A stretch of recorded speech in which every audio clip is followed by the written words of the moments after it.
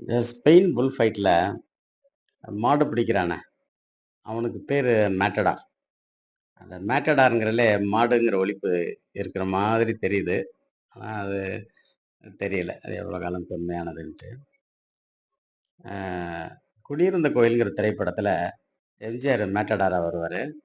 ஒரு பெண் வந்து மாடு வேடம் போட்டு வருவாங்க. ஒரு திரைப்படம் "துள்ளுவதோ இளமை". இது அப்படியே சிலப்பதிகாரத்துல 11 ஆடல்ல "ஐராணி மடந்தை ஆடிய கடையம்" அப்படிங்கிற கூத்து ஒண்ணு இருக்கு. இது நாளோடு தொடர்புடையதுங்கிறதுனால, அந்த தை முதல் நாள் பிறந்தத அந்த ஜல்லிக்கட்டு குறிக்குது அப்படிங்கிறதுக்கு இது ஒரு வலுவான ஆதாரம். நாம நடப்பு அரசியலுக்கு வருவோம். அலங்காநல்லூர்ல 2 ஜல்லிக்கட்டு திடல் இருக்கு. ஒண்ணு ஊர்க்காரங்க வச்சிருக்கிற அலங்காநல்லூர் கோட்டல். அவங்க அந்த பஞ்சாங்க நம்பிக்கையிலிருந்து மாறாம பஞ்சாங்கம் என்னைக்கு தை 1ன்னு சொல்லுதோ, அன்னைக்கு தான் அங்க அ மாடு பிடிப்பாங்க. அதாவது வாடிவாசல் திறப்பாங்க. அதாவது அவனியாபுரம் முதல் நாள், அப்புறம் அந்த அந்த வரிசையில வரும். அவனியாபுரம், பாலமேடு, அலங்காநல்லூர் அப்படி வருதுன்னு நெனைக்கிறேன். எனக்கு அவ்வளவா அந்த நாள் மனசுல நிக்க மாட்டேங்குது. அவனியாபுரம் முதல் நாள்ங்கிறது மட்டும் உறுதியா தெரியுது. அண்மையில அலங்காநல்லூர் கூட போயிட்டு வந்தேன். அப்பதான் நினைச்சேன், இது என்ன அலங்காநல்லூர் மாட்டுத்தாவணி அப்படிங்கிறதெல்லாம் இருக்கு அப்படிங்கிறதெல்லாம் எனக்கு ரொம்ப யோசனையா இருந்துச்சு.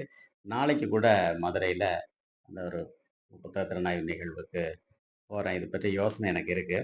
கண்டிப்பா அடுத்த அ அலங்காநல்லூர் விழா வரும்போது உண்மையான தமிழ் புத்தாண்டு நமக்கு புரிஞ்சிருக்கணும்னா, இந்த நடப்பு அரசியலோட சேர்த்து, இந்த பௌர்ணமிய மட்டுமாவது நம்ம பார்க்கணும் அப்படிங்கிறதுனால, இது ஒரு மிகச்சிறிய விழிப்புணர்வு பதிவு. வாங்க பதிவுக்குள்ள போலாம். வணக்கம். இது யாம் தமிழர் செயற்களம். நான் தென்னன் மைமன். நண்பர்களே, 5 நிமிடம் ஒதுக்குங்கள். நான் சொல்றத கேளுங்க. 15 நாட்களுக்கு என்ன செய்யணும் அப்படிங்கிறத சொல்றேன். இதுக்காக நீங்க அ பெரிய அளவுல எந்த மாற்றமும் செய்யணும்னு இல்ல. உங்களுடைய சிந்தனையில ஒரு ஓரமா இத சேர்த்து பாருங்க. அது போதுமானது. என்ன அந்த 15 நாட்கள் அப்படின்னா, ஜூலை மாதம் முடியுது. 31ஆம் தேதி இன்னைக்கு. ஆனா நேத்து 30ஆம் தேதி வந்த பௌர்ணமி இருக்கே, அந்த பௌர்ணமி உரிய நாளில் வெற்றி பெற்று வந்திருக்கிறது. அப்படிங்கிறத யாரும் கவனிக்கல. நாங்க கவனிக்கிறோம். 2012ஆம் ஆண்டுலருந்து ஒவ்வொரு நிலவின் வெற்றி தோல்விய கணிக்கிற அந்த மரபறிவை நாங்க மீட்டிருக்கோங்கிற வகையில அத சொல்றது எங்களுடைய கடமை. அன்று இரவு 12 மணிக்கு அது நடுவானத்த தாண்டி சென்றதுங்கிறதுனால வெற்றி நிலவு. அப்ப அடுத்த 15 நாள் தேய்பிறை. 15வது நாள்ல அமாவாசை வரும். நீங்க அந்த அமாவாசைய பார்த்து உறுதி செய்துட்டு, உறுதி செய்றது என்னன்னா, அன்னைக்கு மாலையில பிறை தெரிஞ்சிறக்கூடாது. மறுநாள் முதல் பிறைய இஸ்லாமியர்கள போல நாம் காத்திருந்து பார்க்கணும். மேற்கு வானத்துல தெரியும். பார்த்துக்குவோம், குறிச்சுக்குவோம். ஒரு புரிதலுக்கு தான். வேற அன்னைக்கு வழிபாடு, சடங்கெல்லாம் செய்யணும்னு இல்ல. நாங்க அத யாரையும் வற்புறுத்தவும் இல்ல. மறுநாள் 2ஆம் பிறைய பாருங்க. அந்த 2ஆம் பிறையோட வடிவம் சரியா இருக்கா? உயரம் சரியா இருக்கா? அத கலந்து பேசிக்கலாம். அடுத்த நாள் 3ஆம் பிறைய பாருங்க. அந்த 3ஆம் பிறை வழிபாட்டுக்குரியது.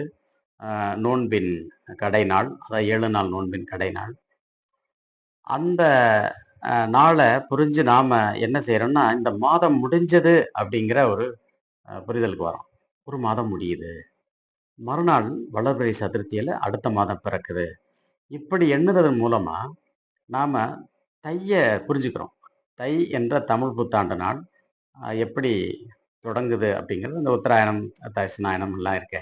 அத நம்ம புரிஞ்சுக்கிறோம். இத புரிஞ்சுக்கிட்டாலே, இது ஒரு அரசு உருவாக்கத்துக்கான ஒரு படிக்கட்ட அமைக்கும்.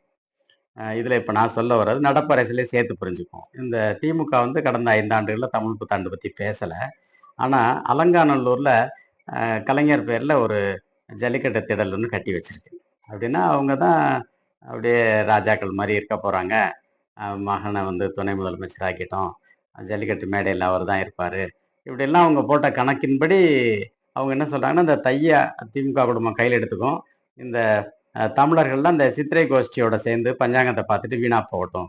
அப்படிங்கிறது அவங்களுடைய அரசியல். அதுக்கேத்த மாரி இங்கேயும் சிலர் அப்படி பேசினவங்க இருக்காங்க. சித்திரைய உயர்த்தி பிடிச்சு பேசின பலர் இருக்காங்க. அது பின்னடைவுன்னு தான் நாங்க சொல்றோம். தொடக்கத்திலேருந்தே சொல்லிட்டோம். திருத்திக்கங்க, திருத்திக்கங்க அப்படின்னு சொல்றோம். சிலப்பதிகாரம் நம்மள தெளிவுபடுத்தின பிறகும் நீங்க சித்திரையில போய் நிக்கக்கூடாது. அதாவது நம்ம யார் வழி நடத்துறாங்க, யார் நம்மள வந்து வழி மறிக்கிறாங்கங்கிறத முதல்ல தெரிஞ்சுக்கணும்.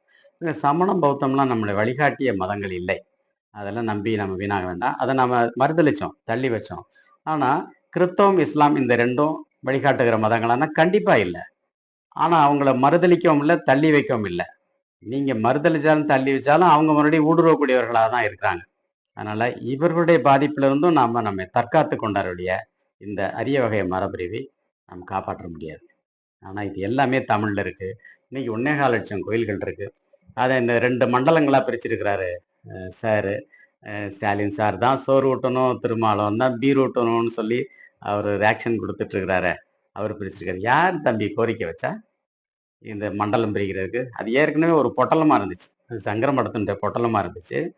ஆ அப்படி பொட்டலமா இருக்கும்போதே அதுக்கு என்னென்ன செய்யணுமோ எல்லா வேலையும் நடந்துச்சு. இப்ப நீங்க பிரிச்சு என்ன செய்றீங்க? தெரியல. இது தவறு. இதுல ஜோசப் விஜய் அப்படிங்கிற பெயர் உள்ள ஒரு கிறித்தவ பெயர் உள்ள ஒருவருடைய படம் திருக்கோயிலிலோ அல்லது திருக்கோயில் அலுவலகத்திலயோ தொங்குறதே ஃப்ரீடம் ஆஃப் ரிலிஜனுக்கு எதிரானது.